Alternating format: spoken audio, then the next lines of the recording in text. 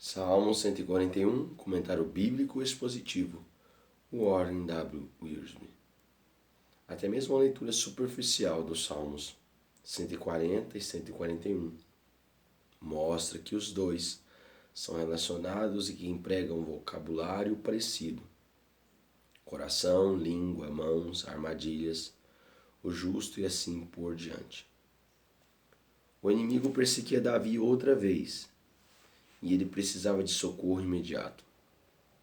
Foi sugerido que Davi escreveu este salmo depois do episódio com Saul na caverna. 1 Samuel, capítulo 24. Mas naquela ocasião não se viu de fato em perigo.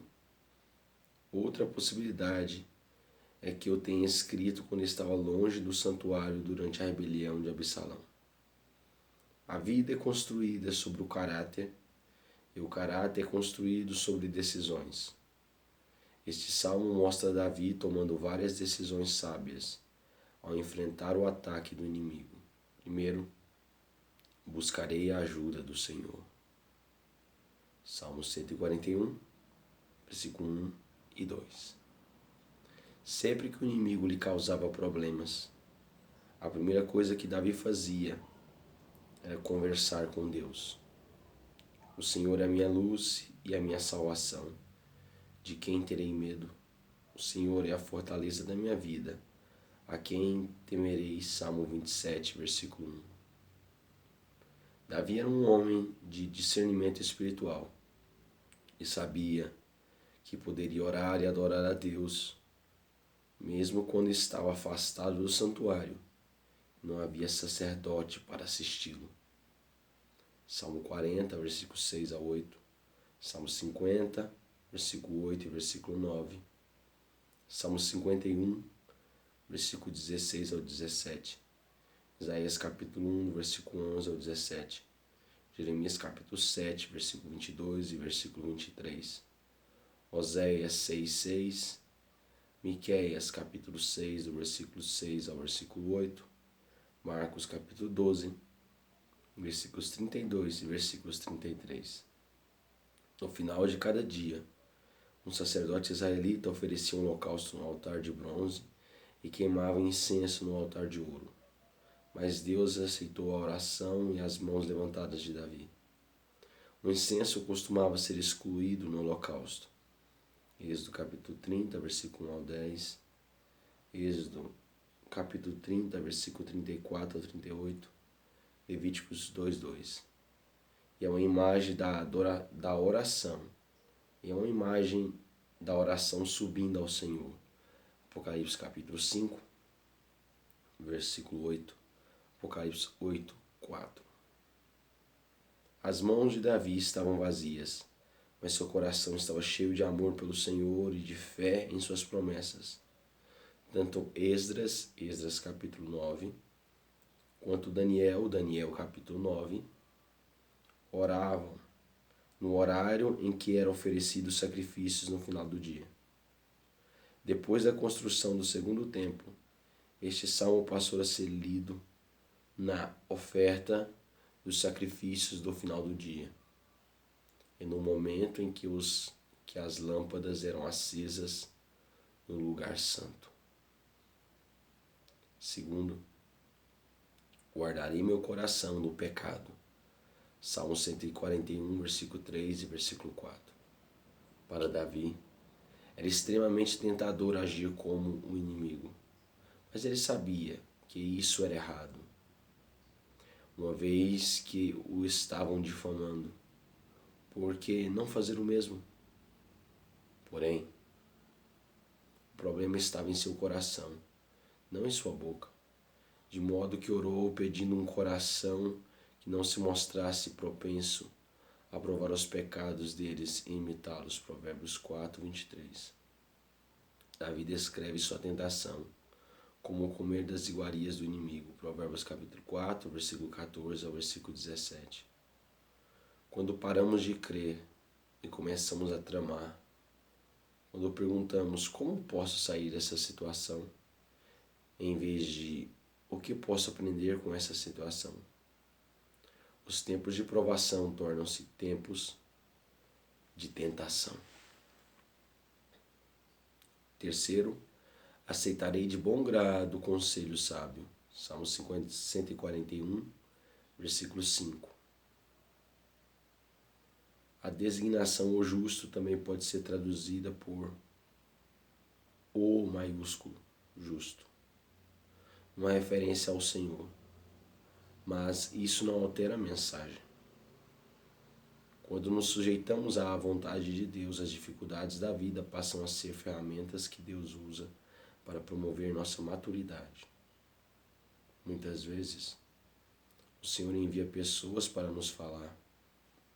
As palavras podem nos magoar, mas não nos causam dano. Provérbios capítulo 9, versículo 8.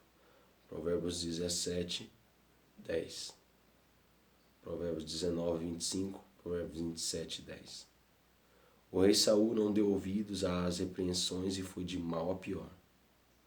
No mundo antigo, os convidados de honra de uma refeição eram ungidos com óleo perfumado. Lucas capítulo 7, do versículo 44 ao 46. Mas Davi sabia que as iguarias e o óleo de seu inimigo eram apenas chamarizes nas armadilhas que haviam preparado para ele. Versículo 9, versículo 10. Davi poderia ser admoestado a ser ungido. Ao enfrentar os problemas e perigos da vida cristã, é importante dar ouvidos e seguir conselhos sábios. Quarto, deixarei que Deus julgue meus inimigos. Salmo 141, versículos 6 e 7.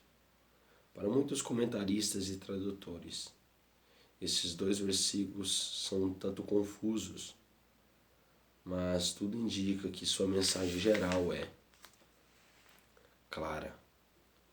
Davi continua orando pelos inimigos e vislumbra um dia em que Deus os julgará e defenderá a causa de seu servo. Salmo 138, versículo 8.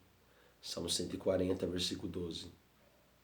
Talvez o mais correto seja traduzir o tempo verbal da seguinte maneira: sejam os seus juízes precipitados. Ouçam minhas palavras. Lançar alguém de um penhasco era uma forma terrível de execução. 2 Crônicas, capítulo 25, versículo 12. Lucas, capítulo 4, versículo 29. Mas, sem dúvida, Davi está usando linguagem metafórica, como faz nos versículos 1 a 5.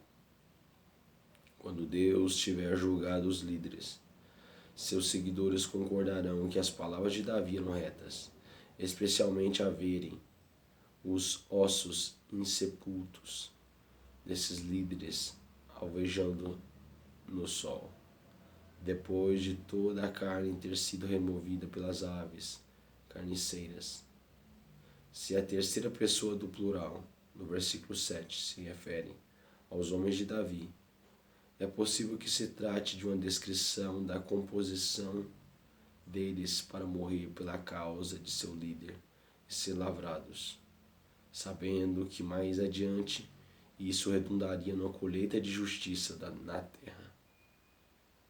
A imagem é semelhante àquela apresentada em Salmos 129, versículo 1 ao 4. Porém, a primeira explicação parece mais adequada.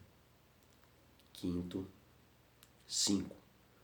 Prosseguirei pela fé. Salmo 141, versículo 8 ao 10. Manter os olhos fixos no Senhor, invisível, significa viver pela fé em sua palavra. Isaías 45, versículo 22. Hebreus capítulo 12, versículo 1, versículo 2. Davi havia ungido, Deus havia ungido Davi para ser rei de Israel. E nada além da desobediência de Davi frustraria esse plano. Ao contrário de Pedro, quando caminham sobre as águas na tempestade, Davi não desviou os olhos da fé de seu Senhor. Mateus capítulo 14, versículo 22 ao versículo 33. Deus era o refúgio de Davi, tornando-o imortal até que tivesse concluído seu trabalho. Se Davi tivesse se preocupado com as armadilhas e laços ocultos preparados por seus inimigos, o medo teria paralisado. Porém, entregou-se ao Senhor e caminhou em segurança pelo campo de batalha. Sua declaração de fé aparece resumida em 3 palavras: me salvo incólume. Versículo 10. Isso lembra a experiência de Jesus na sinagoga em Nazaré, quando o povo se irou de tal modo com sua mensagem que tentou atirá-lo de um penhasco, mas, passando por eles, Jesus retirou-se. Lucas capítulo 4, versículo 28 ao versículo 30. A vida continua e há um trabalho a ser feito, de modo que não devemos permitir que as situações difíceis nos paralisem, mas sim que nos encham de energia ao confiarmos no Senhor.